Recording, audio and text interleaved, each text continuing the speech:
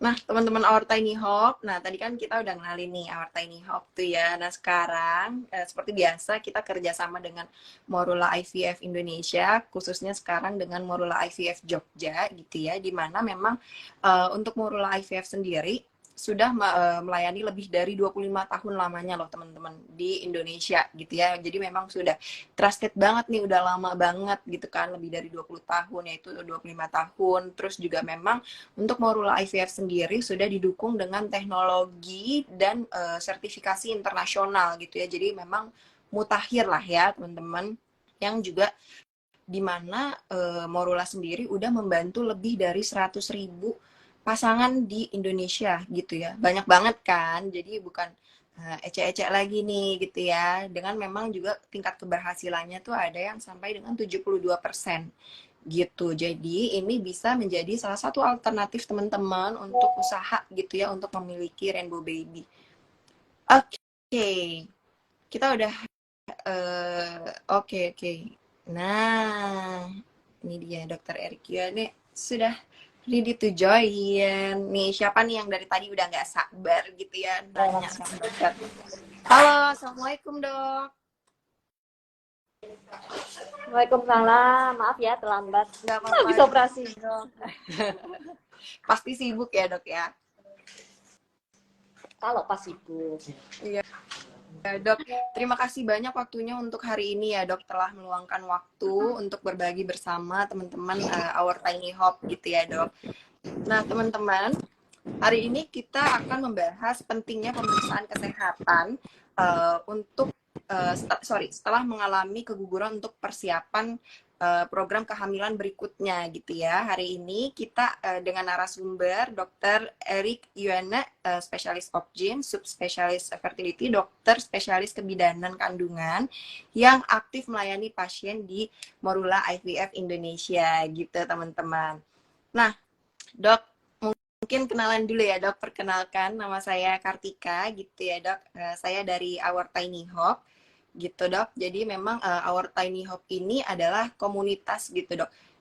Komunitas untuk teman-teman yang telah mengalami atau pasca keguguran gitu ya, untuk memberikan baik support mental, education gitu ya. Jadi memang di sini teman-teman yang mencari support, dukungan, berbagi bersama gitu ya, bisa ke Our Tiny Hop gitu dok.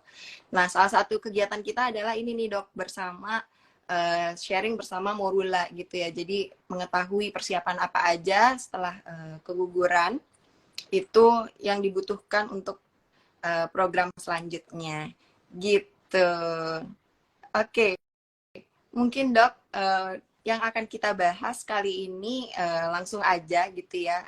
Pertama-tama mungkin bisa dijelaskan dulu gitu ya dok, apa sih sebenarnya infertilitasi itu dok? Iya, infertilitas itu kalau kita lihat dari definisi ya. Jadi ketidakmampuan menghasilkan kehamilan setelah hubungan yang rutin. Jadi hubungan rutin itu berarti kan sekitar 2-3 hari sekali ya. Jadi kalau ketemunya sebulan sekali atau malah setahun sekali nggak masuk definisi itu. Jadi pada dibagi dua nih. Jadi pada usia istri lebih dari 35 tahun kita pakai parameternya hanya 6 bulan. Jadi kalau sudah hubungan rutin tanpa pengaman selama 6 bulan dan tidak menghasilkan kehamilan, itu sudah masuk ke definisi infertilitas. Tapi kalau usia istrinya masih kurang dari 35 tahun, kita pakai parameternya 1 tahun. Jadi selama 1 tahun tanpa pengaman, hubungan rutin, bukan yang sebulan sekali ya, apalagi setahun sekali gitu, ternyata nggak juga hamil. Nah itu sudah masuk ke definisi infertilitas. Baik, misalkan kalau dari jenisnya, infertilitas itu ada dua. Jadi infertilitas primer dan sekunder. Kalau primer itu sudah pernah punya anak atau sudah pernah hamil, tapi kemudian setelah 1 tahun lebih dia juga tidak berhasil untuk hamil lagi dengan definisi yang tadi ya. Jadi hubungan rutin tanpa pengaman kayak gitu, ternyata dia nggak berhasil hamil lagi. Berarti dia juga masuk ke infertilitas yang sekunder. Jadi ada primer, sekunder, kemudian ada parameter waktunya juga. Jadi terbagi menjadi dua ya dok ya, yaitu primer dan sekunder gitu. Terus kan di sini teman-teman gitu ya, khususnya Our Tiny Hop, teman-teman Our Tiny Hop nih di mana teman-teman sudah pernah mengalami keguguran gitu ya dok. Nah sebenarnya apa sih kaitannya dengan keguguran gitu loh dok, dengan infertilitas gitu dok? Kalau keguguran sendiri itu kan kehilangan kehamilan, di mana usia kehamilan masih kurang dari 20 minggu ya. Jadi 20 minggu, atau kalau kita misalkan menimbang berat bayi, dia nggak nyampe 500 gram.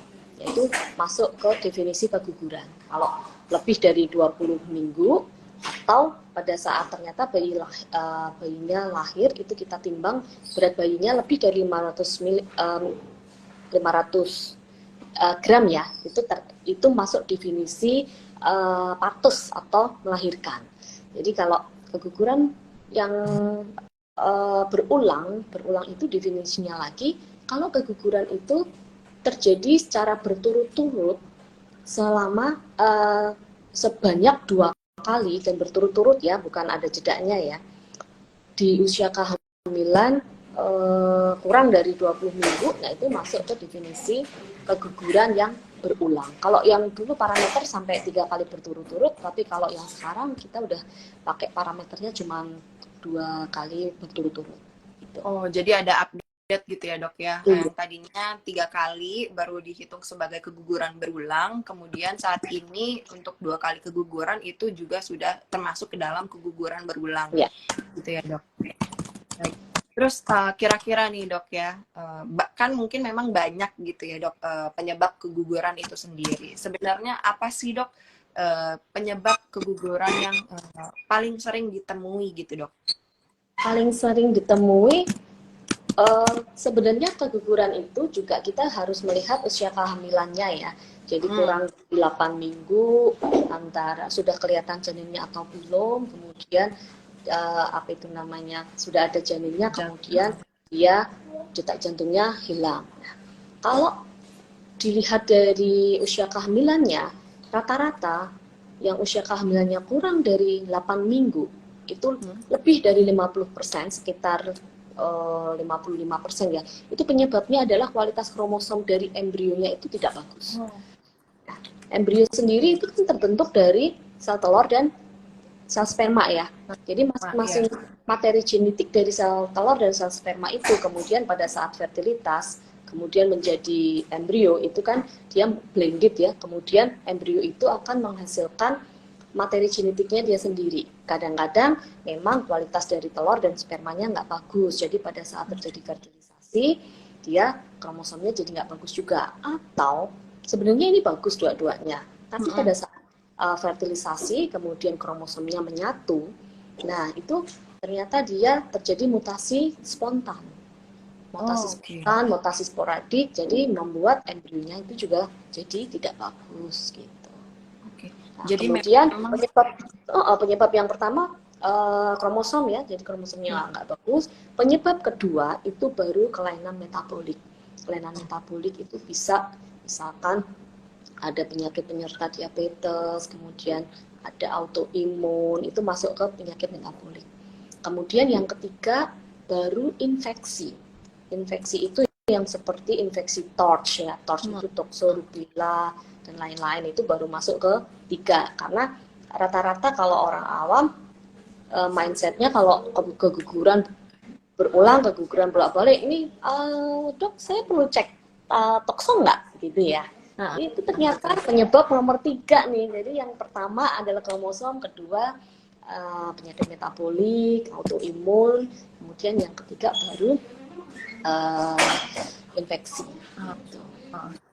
Jadi memang tadi salah satu penyebab utamanya juga tadi kan ya dok, ada dari kualitas kromosomnya sendiri, di mana itu juga ada kontribusi dari pasangan gitu ya, baik dari kualitas spermnya maupun kualitas telurnya gitu ya dok. Jadi memang dua-duanya harus sehat gitu ya dok. Yang kedua itu tadi balik ke penyakit metaboliknya, dan juga memang ada yang mungkin cukup banyak ditemui gitu ya dok, yang orang-orang mulai aware gitu ya, ternyata yaitu dari infeksi gitu ya dok.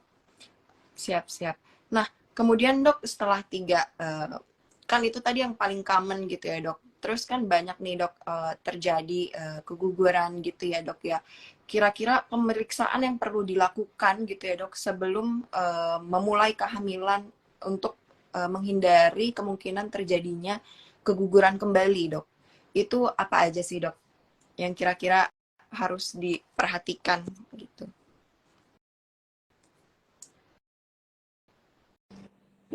Ya, sebelum kita memeriksa apa itu namanya infeksi yang seperti tadi ya, infeksi, tokso dan lain-lain, kemudian kita memeriksa kelainan metabolik, kita melihat dulu nih secara kromosom seperti apa. Jadi kalau pada proses bayi tabung itu memang kita lebih gampang ya, karena embrio yang dihasilkan kita bisa minta untuk melakukan PGTA. PGTA itu pre-implantasi genetic testing for uneuploid. Pada embrio dengan kromosom yang dia uneuploid, dia pada saat ditransferkan, satu, kemungkinan besar gagal nempel atau implantasi failure. Yang kedua, bisa jadi dia berhasil nempel, tapi kemudian akan terjadi keguguran di usia kehamilan kurang dari 8 minggu. Atau dia berkembang, tapi berkembangnya empty shock, atau embrionya nggak terbentuk, atau black ovum. Jadi 3 ini itu biasanya penyebabnya memang karena kromosom. Tapi pada kondisi di mana kita programnya program alami ya, di mana kita nggak bisa ngecek embrionya ini untuk PGTA. Nah itu yang sulit. Jadi kalau seperti itu kita lihat miscarriage-nya usia kehamilannya berapa. Kalau memang di bawah 8 minggu, berarti kan kemungkinan besar kromosom.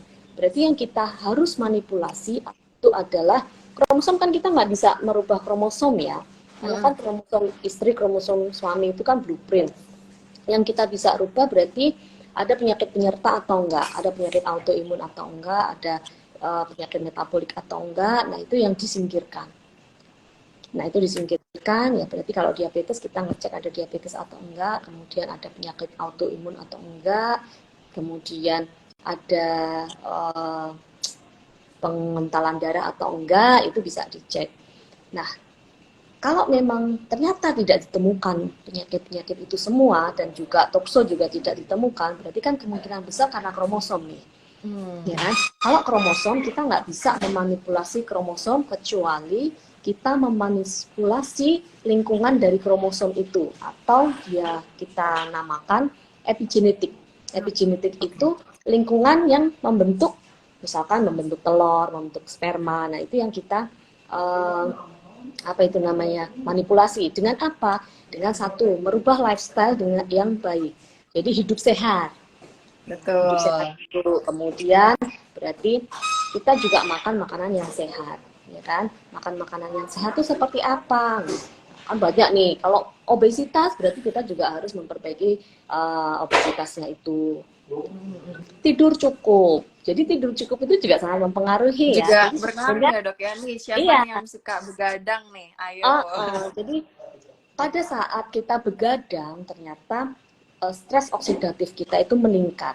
Karena stres oksidatif kita meningkat, otomatis sel yang kita hasilkan itu jadi kurang bagus. Padahal kan kalau yang perempuan kan menghasilkan sel telur ya.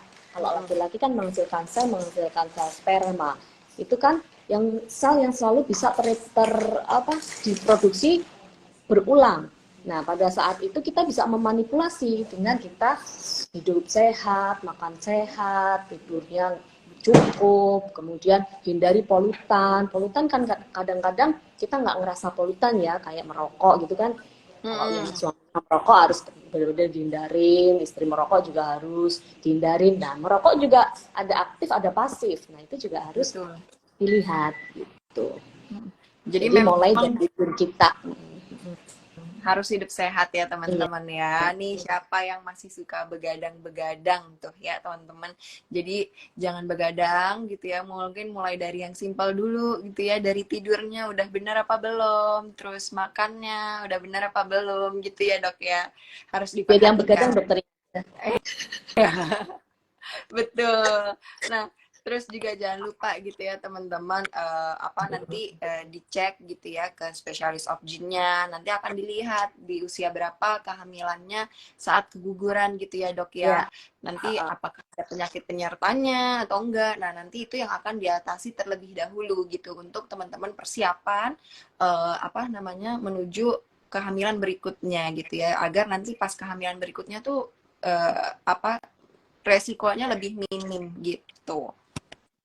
Nah, dok, tadi kan ada PGTA segala macam gitu ya, dok. Ada teknologi apa aja sih, dok, yang bisa dilakukan gitu ya terhadap pengecekan calon janin saat program kehamilan itu sendiri? Jadi kalau pada saat apa itu namanya program bayi tabung, kita bisa cek PGTA ya untuk melihat kromosom spermanya bagus, kromosom embrionya bagus atau tidak. Jadi yang kita transferkan ya hanya embrio yang euploid.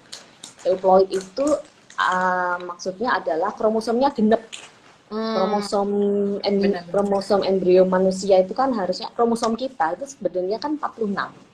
Nah, 46 itu terdiri dari 23 dari sel telur dan 23 dari sel sperma. Ya, pada saat menyatu itu harusnya 46.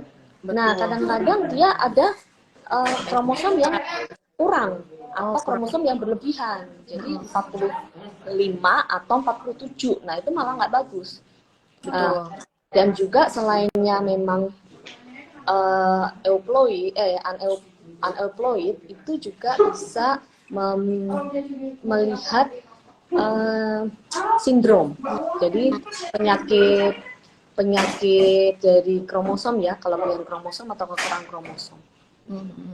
Itu bisa kelihatan nanti. Oke.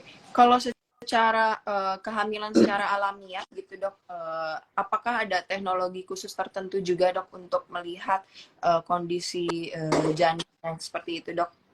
Kalau untuk pada kehamilan yang alami ya, natural, kita pada saat kehamilan awal memang belum bisa. Tapi ada pemeriksaan non-invasif yang bisa kita gunakan untuk melihat kromosom embrio itu bagus atau enggak, yaitu NIPT, non-invasive prenatal testing, yang dikerjakan pada usia kehamilan sekitar 10 sampai 13 minggu. Jadi itu kan karena non-invasif, jadi dia gampang. Ambilnya sampelnya dari darah ibunya. Oh, bisa langsung dari darah ibunya ya dok? Iya. Jadi makanya dinamakan. Aku bayanginnya udah macem-macem dok. Gitu nggak perlu amniosintesis. Kan ada ya yang amniosintesis di mana ambil cairan ketuban pada janinnya gitu, nggak? Betul. Jadi cukup dari darah ibunya aja ya dok ya? Iya. Oke. Jadi jangan khawatir teman-teman, itu bisa diambil dari darah calon ibunya saja ya. Nah, tadi ada yang nanya nih, pas banget dok, pada usia kehamilan berapa minggu sih? Tadi udah dijawab dokternya ya teman-teman, 10 sampai 13 minggu gitu untuk cek kromosom dan segala macamnya. Nah, kira-kira nih dok, indikasi apa aja sih dok yang pasangan harus lakukan untuk, maksudnya gini, kalau misalnya untuk inseminasi gitu ya dok, kira-kira indikasinya tuh apa aja dok untuk pasangan?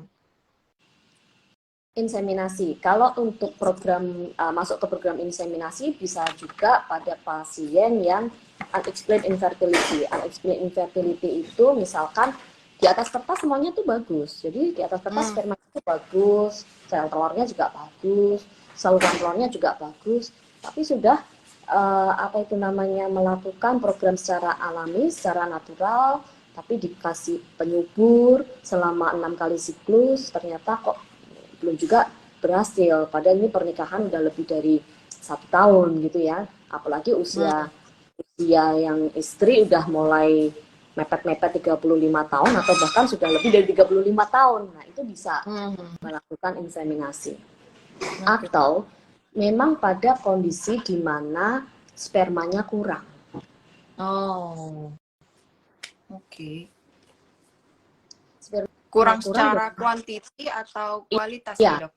Dari sisi jumlah itu masih ada syaratnya nih. Kalau yang kurang banget malah nggak bisa untuk program inseminasi.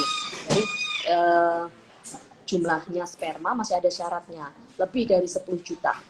Kemudian motilitas atau pergerakan sperma itu uh, masih ada yang A, jadi yang gerakannya lari kencengnya masih ada, lari kencengnya masih ada. Jadi jangan hanya yang B, kalau yang B aja dia cuma jalan pelan-pelan, karena pada inseminasi kita masih membutuhkan sperma itu untuk bisa jalan nyari sel telur sendiri, ketemu di saluran telur. Nah, itu kenapa kalau inseminasi masih butuh saluran telur yang bagus, karena tetap ketemunya ada di saluran telur. Betul. Nah, jadi memang untuk di sendiri harus yang masih bisa lari ya dok ya. Iya benar. Dan saluran telurnya juga masih harus yang bagus gitu, karena memang di prosesnya itu ketemunya di saluran telur itu sendiri gitu. Nah kalau untuk yang untuk bayi tabung dok, kira-kira indikasi pasangan yang seperti apa nih dok? Kalau untuk bayi tabung yang jelas kalau kondisi saluran telurnya buntu dua-duanya. Ya, kalau inseminasi misalkan saluran telur yang satunya buntu tapi masih ada satu saluran telur yang paten ya atau nggak buntu, itu masih bisa inseminasi. Tapi kalau kondisi di mana saluran telur dua-duanya buntu, itu mau lihat kondisi spermanya masih bagus pun kita nggak bisa lagi untuk program alami. Jadi program alami pun nggak bisa, program instan pun nggak bisa kalau sudah saluran telur itu buntu. Ya. Jadi memang saluran produksinya juga harus jalannya kan nggak ketemu nih. Ya? Kan telur sama sperma harus ketemu di saluran telur. Nah, jalannya buntu. Kalau jalannya buntu kan kita mau ketemunya gimana? Kan kita harus siapin pesawat khusus biar bisa ketemu langsung, ya kan? Betul banget. Jadi memang atau selainnya itu kondisi di mana sperma sangat kurang dari sisi kualitas maupun gerakan maupun bentuknya yang sangat kurang. Kalau kondisi yang seperti itu atau yang kita sebut oligoastenoterato yang berat ya, nah itu walaupun saluran telurnya normal dan nggak memenuhi syarat untuk insen, tadi kan insen minimal 10 juta ya, berarti kan kalau di bawah 10 juta, kemudian gerakannya yang A nggak ada sama sekali, yang B aja cuma sedikit, kayak gitu, berarti sudah indikasi untuk melakukan bayi tabung. Gitu. Jadi memang juga dilihat dari jumlahnya ya dok ya, kalau karena mungkin kalau misalnya jumlahnya sedikit di luar itu bisa lebih diselektif gitu ya dok ya, lebih mudah selektifnya.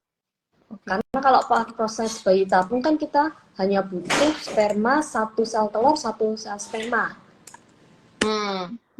Jadi kan jumlah 1 juta atau berapa ratus ribu itu pun masih memungkinkan.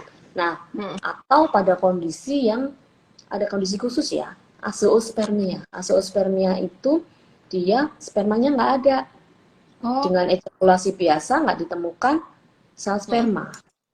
Bisa gitu ya dok? Bisa.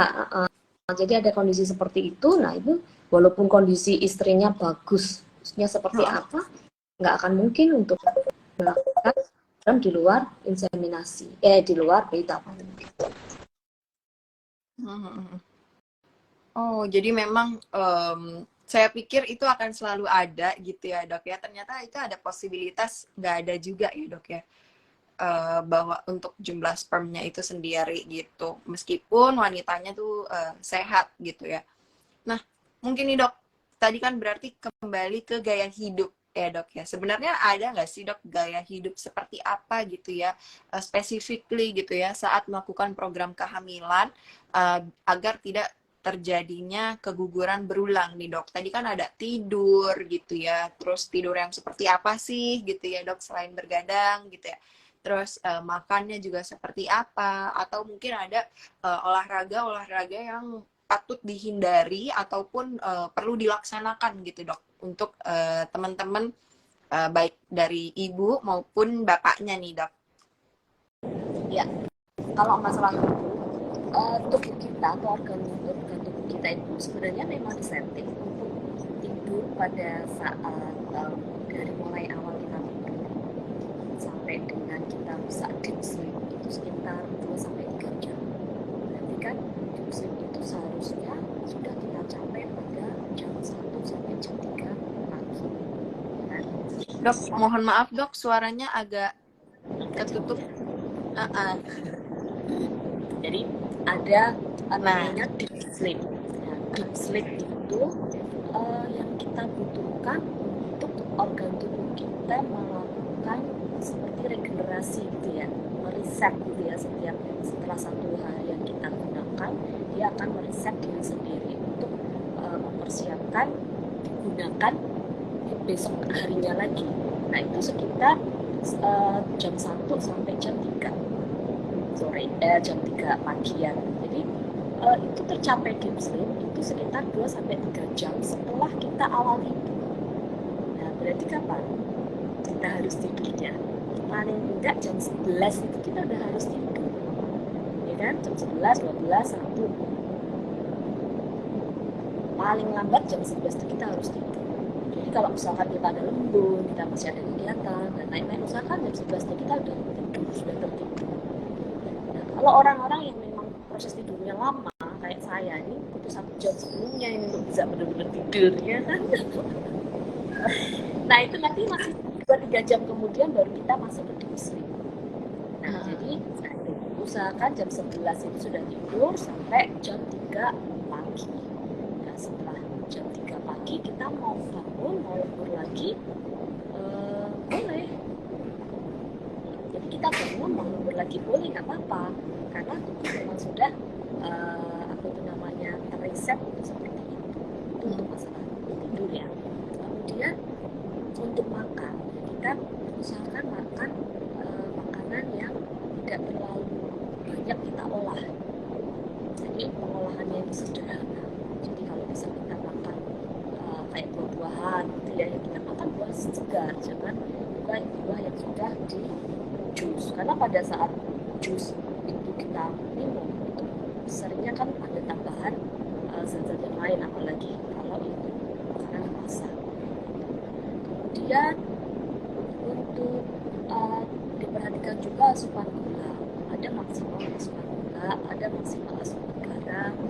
Kemudian protein juga, protein kita pilihnya protein yang memang pure protein yang tanpa lemak, misalkan tanpa lemak jenuh ya. Kemudian proses pemasakan juga usahakan kalau prosesnya yang paling sederhana apa? Ya kan cuma ditumis, direbus biasa. Terus kalau rendang gimana dok? Rendang emang enak ya, tapi kan ingat proses pemasakannya itu kan panjang banget ya, dan menggunakan santan yang ini. Nah, minyak itu juga harus dikurangi. Kemudian pengawet ya, pengawet. Jadi kalau junk food itu ya kita hindari nanti ya. Jadi usahakan makan makanan yang segar. kalau frozen food dok, frozen food kan lagi hot nih dok. Frozen food apa dulu nih? Tapi kalau bentuknya frozen food yang sudah diolah macam-macam ya jangan. Tapi kalau frozen food yang misalkan ayam diungkep di frozen itu kan. Itu nggak masalah ya dok ya. Cuman tapi mungkin frozen food yang kayak benar. Cuman mungkin kayak nugget, sosis gitu ya dok ya, yang nggak boleh. Sudah bukan bentuk utuhnya apa itu namanya bahan makanannya ya. Jadi misalkan ya diminimalkan lah. Siap di minimal ya gitu. Kalau untuk olahraganya sendiri nih dok, ada olahraga kalau olahraga memang harus balance antara beban sama kardio ya kan, karena masing-masing ada plus-plusnya ya. Jadi kalau di program sih kardio 70%, bebannya 30%. Oke. Misalkan paling sederhana itu setiap hari jalan kaki lah. Jalan kaki, tapi jalannya jalan cepet ya, bukan jalan yang lemah lembut ya. Itu seminggu paling enggak 5 kali, minimal 30 menit. Jalan cepat ya dok. Seminggu nggak bisa 5 kali ya, berarti sekali jalan cepet 1 jam. Nah itu nih dok, yang sulit nih sebenarnya olahraga nih dok. Sebenarnya niatnya udah ada ya dok, cuman eksekusinya dok ya Ya, kembali lagi ke niat nih. Benar. Bulat nih.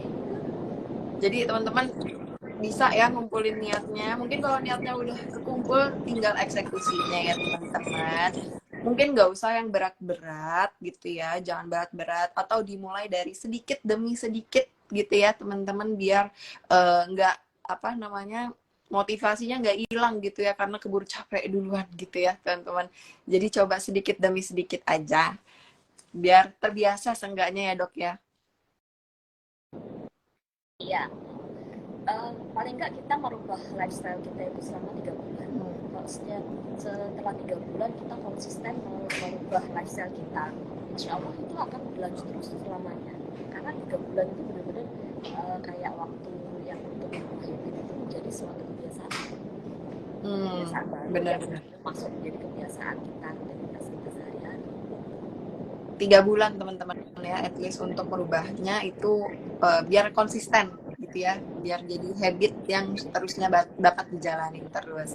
Oke. Nah dok, ini ada pertanyaan nih dari teman-teman yang dari tadi udah nggak sabar nih bilangnya mau nanya nih ya. Nah, sekalian ingetin juga teman-teman, untuk pertanyaan jangan lupa tulisnya jangan di kolom komen ya, tulisnya di di bubble yang ada tanda tanyanya itu. Nah nanti teman-teman submit di situ, karena kalau di kolom komen ke scroll terus nanti kehilangan track gitu. Terus juga ini ada giveaway voucher dari Morula IVF Yogyakarta untuk voucher diskon konsultasi USG dan analisa sperma gitu ya teman-teman. Syarat ketentuannya ada di link berikut, nanti kita share juga di story, tapi untuk sekarang catat aja dulu.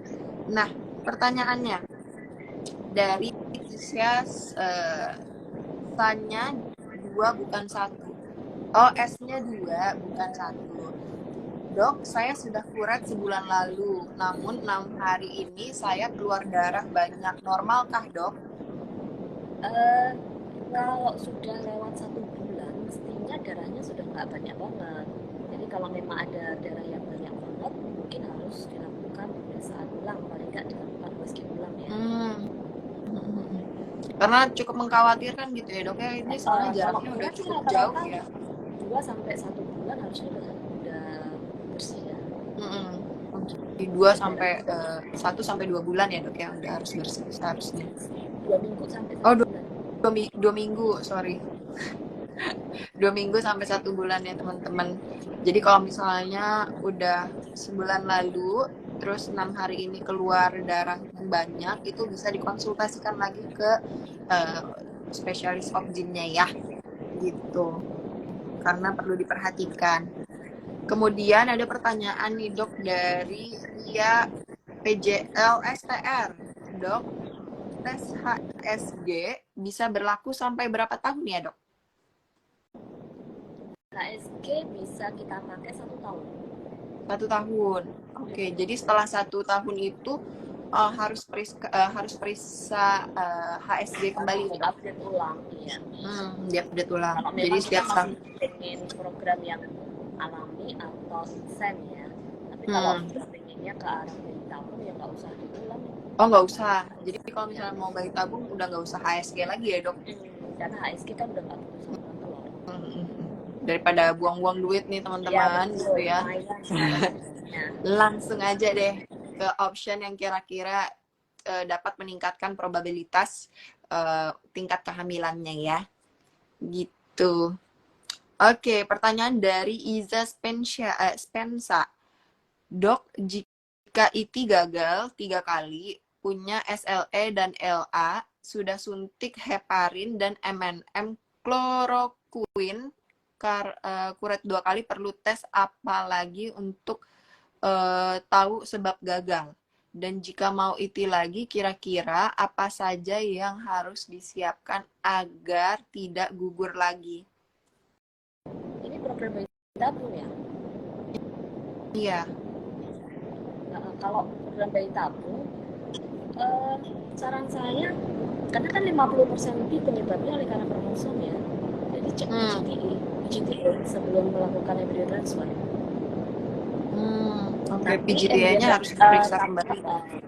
Tapi PGTA itu hanya bisa dikerjakan pada embrio yang usianya 5 hari atau 12 hari.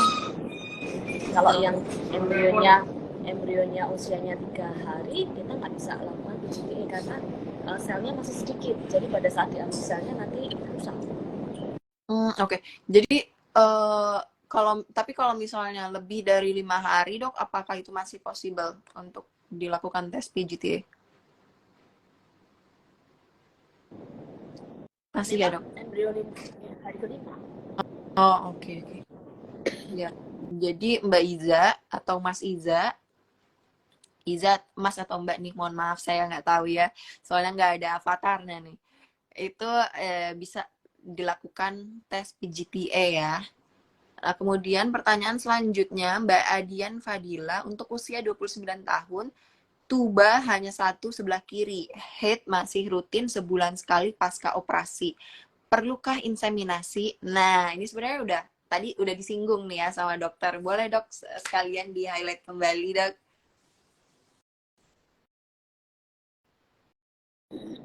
Kalau tubuhnya tersumbat dua-duanya ya nggak mungkin kita lakukan inseminasi lagi. Ingat, inseminasi itu masih butuh saluran telur yang normal, paling nggak ada satu yang normal. Tapi kalau dua-duanya nggak normal ya berarti kita nggak bisa inseminasi lagi. Kemudian ada hidrosalping. Kalau hidrosalping idealnya sebelum melakukan embryo transfer itu dengan namanya dilakukan pengangkatan hidrosalpingnya, karena hidrosalping itu kan saluran telurnya mengalami infeksi kemudian melebar besar ya. Besar itu biasanya isi cairan inflamasi atau cairan infeksi.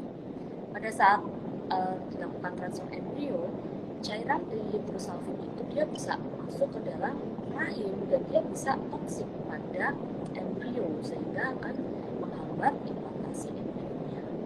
Jadi khas banget pada hidrosalping itu harus dilakukan treatment dulu. Bisa misalkan kita lakukan stimulasi dulu ya, kemudian pengambilan telur dulu, kemudian sudah jadi embrio dia kita simpan dulu, baru kita melakukan treatment laparoskopi untuk pengangkatan saluran telurnya yang hidrosalping itu. Baru habis itu setelah sembuh baru transfer embrio itu bisa. Oh gitu. Jadi memang bisa dilakukan simulasi dulu, baru transfer embrio gitu ya dok ya. Seperti itu Mbak Adian Fadila. Selain itu juga tadi perlu diperhatikan kalau memang misalnya tubanya hanya satu sebelah kiri, tadi masih aktif juga gitu ya. Tadi sempat disinggung juga gitu saat sesi. Perlu dilihat juga dari sisi spermnya gitu ya, apakah bisa dilakukan inseminasi. Kalau enggak berarti harus bayi tabung gitu ya. Oke. Ini pertanyaan selanjutnya ya dok. Maaf dok, kalau tes HSG sudah dari 2 tahun lalu atau dalam kurung tidak ingin tes lagi karena masih trauma sakitnya. Apa nih pertanyaannya? Oh oke.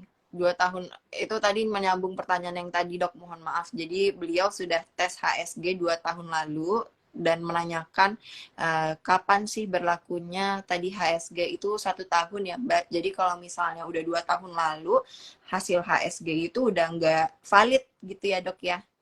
Jadi mau nggak mau mungkin harus trauma HSG karena sakit bisa nanti minta sama dokter untuk pemberian kurang nyeri yang masuk anus. Jadi dipakai sekitar 30 menit sebelum HSG. 30 menit sebelum HSG dipakai masuk anus ya. Nah nanti itu sangat membantu mengurangi nyeri saat HSG. Nanti kalau masih nyeri habis HSG bisa dipakai lagi. Oke. Biar nggak trauma. Siap. Bisa ya Mbak request sama dokternya nih, bilang kalau ada keluhan kemarin HSG itu saya sakit sampai trauma gitu. Mungkin bisa disampaikan ke dokternya. Pertanyaan selanjutnya nih, dari Tri Rohmatun. Dok, saya kuret di usia kehamilan 13 minggu. Berapa hari kemudian keluar ASI? Kenapa ya dok? Itu. Usia kehamilan berapa tadi? 13 minggu dok. Pertanyaannya? Saya kuret di usia kehamilan 13 minggu.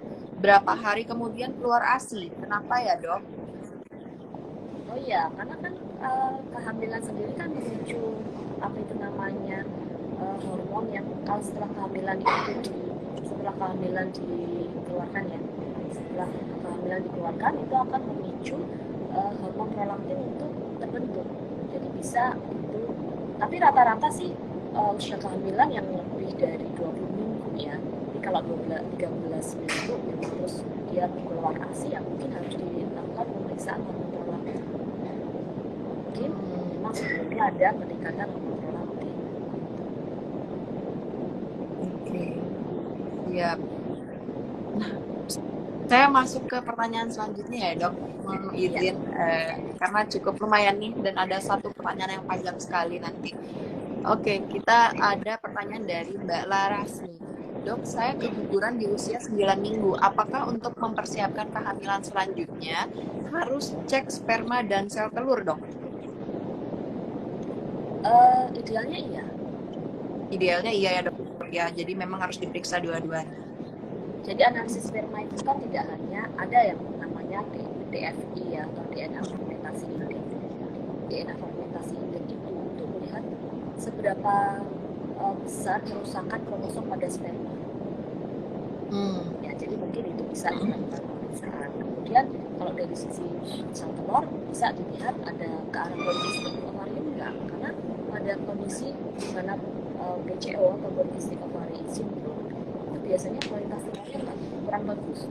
Kemudian pada pasien-pasien yang ada endometriosis atau ada endometrioma atau maksudnya pista coklat, itu dia mempengaruhi kualitas dari sel telur juga.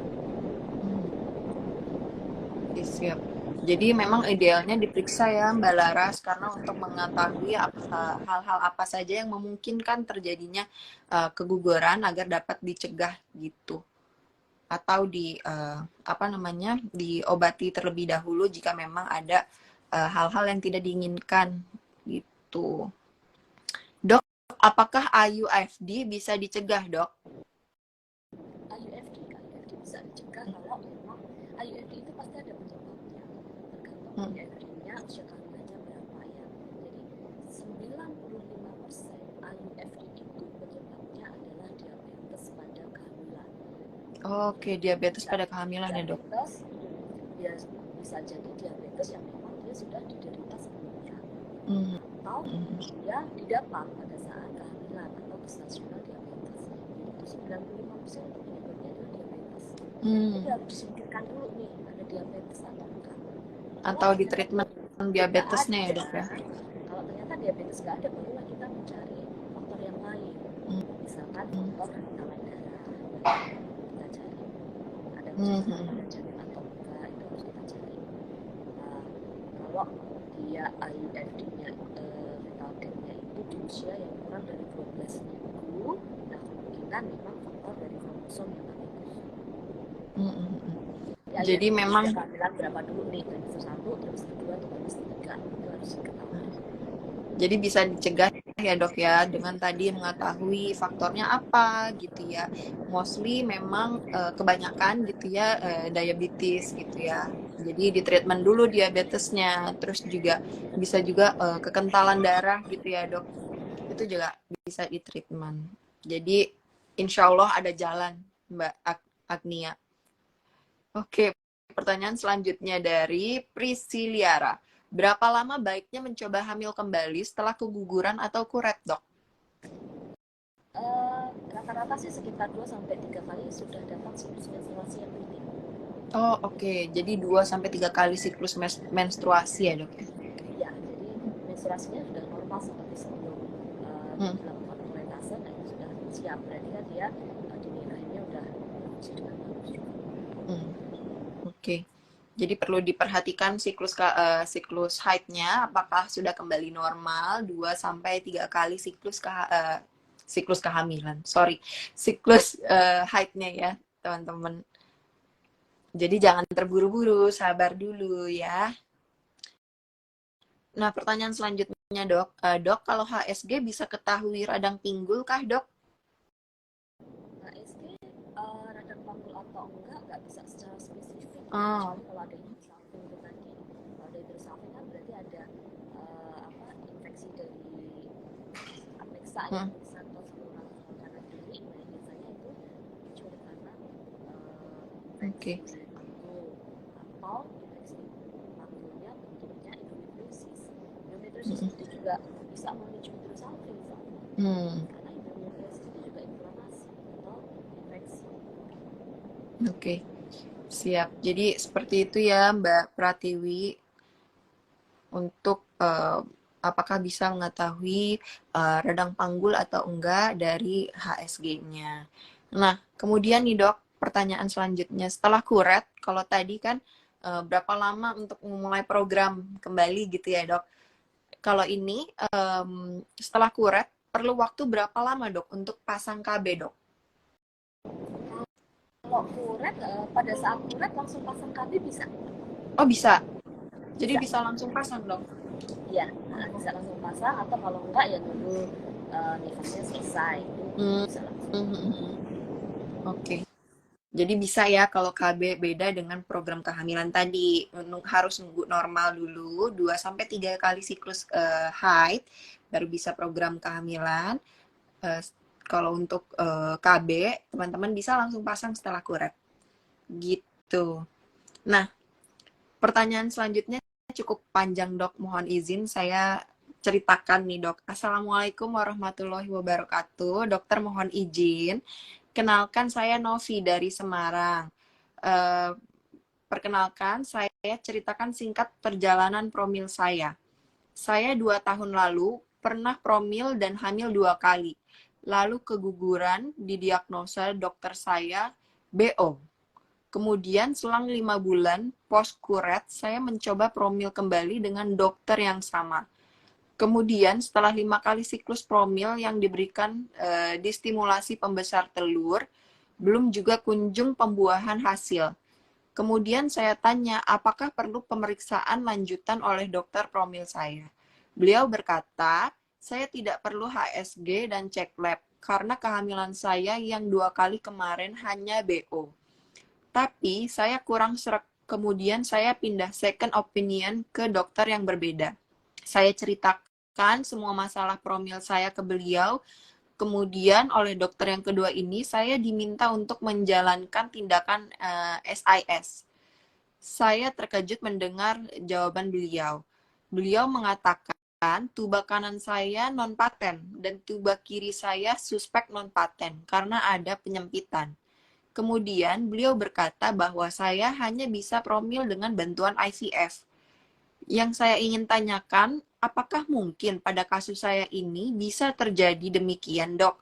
Padahal saya sudah pernah hamil 2 kali walaupun gugur. Dan apabila benar demikian, apakah jalan keluar bisa dengan tindakan laparoskopi, dokter? Mohon kiranya penjelasannya, karena saya saat ini sedang dilema. Terima kasih, dokter. Wassalamualaikum warahmatullahi wabarakatuh.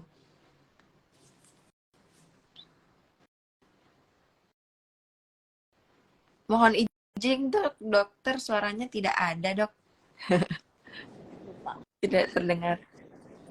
Jadi kembali lagi ke penyebab kegugurannya tadi ya, usia kehamilannya apa nggak berkembang ya jadinya ya, nggak berkembang jadinya lebih ke arah kromosom ya.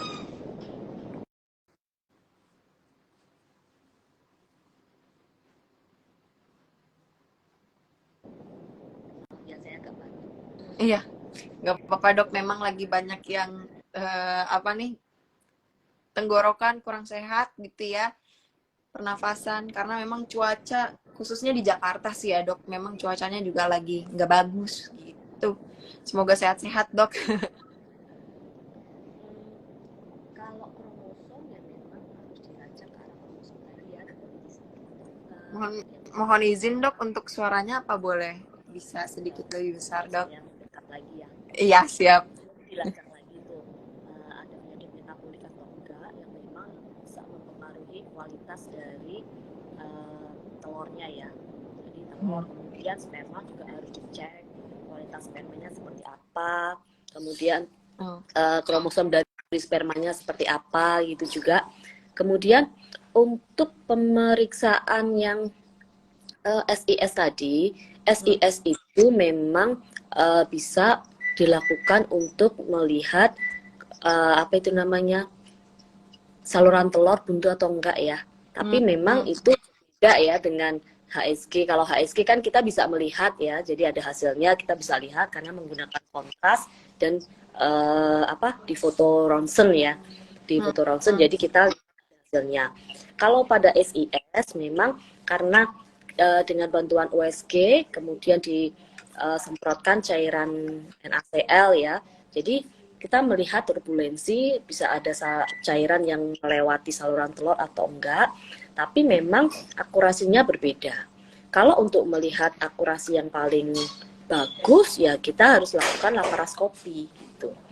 Jadi laparoskopi itu bisa diagnostik dan terapi. Jadi untuk melihat saluran telurnya bagus atau enggak bisa dilakukan laparoskopi. Kemudian tidak hanya tujuannya itu ya. Jadi kalau untuk laparoskopi biasanya kita sekalian misalkan ada polikistik ya kita lakukan treatment polikistiknya. Kemudian pada saat kita melihat ternyata ada endometriosis nih yang nggak kelihatan dari USG ya berarti kita bisa treatment endometriosisnya juga gitu. Jadi diagnostik dan terapi. Kalau memang mau sebelum program mau dilakukan laparoskopi dulu sih boleh-boleh aja, tapi tidak wajib. Jadi sesuai dengan indikasi juga gitu. Oke, jadi memang untuk kasus tersebut memang memungkinkan gitu ya dok. Padahal beliau nih udah sempat hamil gitu ya, hanya keguguran berulang. Tapi ternyata setelah SIS dia dinyatakan jalurnya itu bermasalah gitu ya dok. Tubanya tuh bermasalah baik kanan maupun kiri gitu ya.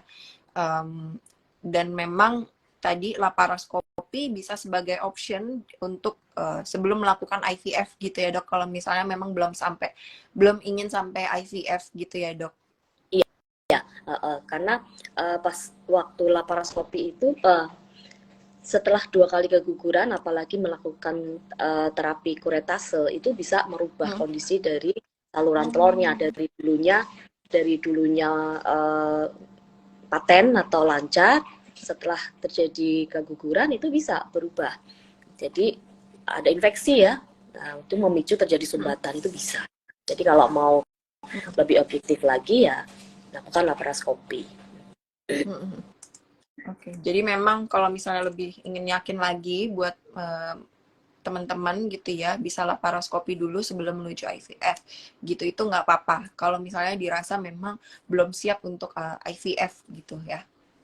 Oke dok, mungkin pertanyaannya nih sebenarnya cukup banyak ya dok ya, tapi mungkin sampai sini dulu. Satu pertanyaan terakhir dok, kalau embrio yang di freezing apa bisa dites PGTA dok? Bisa. Jadi embrio yang syaratnya cuma satu, embrio hari kelima. Oh ya tadi ya hari kelima ya dok ya. At least udah nyampe hari kelima karena untuk pengembangan selnya kalau misalnya di bawah hari kelima itu nanti takutnya malah merusak selnya gitu.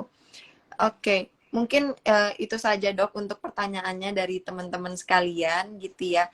Nah, silakan dok, kira-kira ada pesan-pesan apa nih khususnya buat teman-teman yang telah mengalami keguguran gitu ya untuk mempersiapkan kembali kehamilan berikutnya. Boleh dok? Ya. Dari dokter. Untuk teman-teman yang memang sudah pernah terjadi keguguran, kemudian sekali maupun berulang itu pesan saya jangan menyerah ya, karena harapan itu selalu ada. Jadi jangan menyerah begitu aja, lakukan usaha, ikhtiar, jangan lupa berdoa dan datanglah ke dokter yang memang berkompetensi di bidangnya. Jadi treatmentnya akan lebih terarah, lebih pasti. Ini mau ke arah mana nih, gitu. Dan satu lagi nih, jangan menunda. Jangan menunda ya dok ya. Takutnya nanti kalau ditunda-tunda ketika umurnya pengen udah lebih dari 35 tahun, nanti tiba-tiba udah 40 tahun nanti. Itu masalahnya aja. Banyak masalah. Kualitasnya udah menurun ya dok ya. Iya. Yang kita nggak bisa merubah itu waktu. Waktu kan usia udah nambah kan kita nggak bisa mundurin ya. Betul begitu ya teman-teman. Jadi jangan menunda. Insya Allah dikasih tepat pada waktunya gitu ya. Jadi Nah, dan juga jangan lupa jaga kesehatan gitu ya, dan tetap semangat karena ada Our Tiny Hope yang di sini juga bisa membantu teman-teman melewati masa sulit gitu ya teman-teman, pasca kehilangan. Tentunya juga kita punya banyak kerjasama nih sama Morula IVF, dan khususnya juga buat teman-teman di Yogyakarta bisa menghadiri udah kayak acara nih, maksudnya datang ke Morula IVF Yogyakarta untuk gitu ya, persiapan kehamilannya gitu ya, baik dari segi tes spermanya, tes juga apa namanya, telurnya gitu ya. Jadi dua-duanya harus dites dan juga dua-duanya harus hidup sehat gitu ya. Apalagi sekarang lagi udara yang nggak bagus, itu juga teman-teman bisa hindari dengan memakai masker gitu ya. Terus juga makan makanan yang tidak melalui proses olahan yang panjang gitu ya. Kalau makan buah bisa langsung dimakan, nggak perlu di jus dulu. Terus olahraga juga konsisten yang mungkin nggak berat-berat ya teman-teman, tapi juga cukup untuk menstimulasi apa stamina teman-teman gitu. Oh, tidur tuh dari yang mulai tergampang, tidur juga ya dok ya, harus diperhatikan. Yang suka scrolling dari pagi sampai malam itu nontonin TikTok gitu ya, bisa dihindari dulu ya teman-teman. Nah, jangan lupa ini ada giveaway voucher diskon konsultasi USG dan analisa sperma dengan syarat dan ketentuan yang berlaku dari teman-teman Morula gitu ya, bisa di link berikut, dan juga nanti kita share di story biar teman-teman bisa klik linknya, nanti visit di Instagramnya Morula atau juga di Instagramnya OTH Our Tiny Hope. Mungkin itu aja nih pertanyaan dari teman-teman. Mohon maaf banget kalau misalnya belum ada atau ada pertanyaan yang belum terjawab gitu ya teman-teman. Insya Allah kedepannya kita akan jawabin pertanyaan teman-teman yang belum terjawab, baik di postan ataupun di story. Jadi pantengin terus karena kedepannya kita tetap akan memberikan informasi terupdate ke teman-teman. Jadi jangan lupa follow Our Tiny Hope dan juga follow Morula IVF Yogyakarta. Ya, mungkin dok itu saja untuk hari ini. Terima kasih sekali untuk waktunya hari ini telah berbagi bersama teman-teman semua. Semoga sesi kali ini bermanfaat ya dok pastinya buat teman-teman semua untuk mempersiapkan diri gitu ya untuk program kehamilan berikutnya. Begitu, mohon maaf jika ada kesalahan gitu ya dok, kurang lebihnya mohon maaf, semoga bermanfaat. Sampai ketemu lagi di sesi berikutnya ya dok. Jangan bosan-bosan nih dok. Nah, terima kasih buat Terima semuanya. kasih semuanya. Sampai jumpa.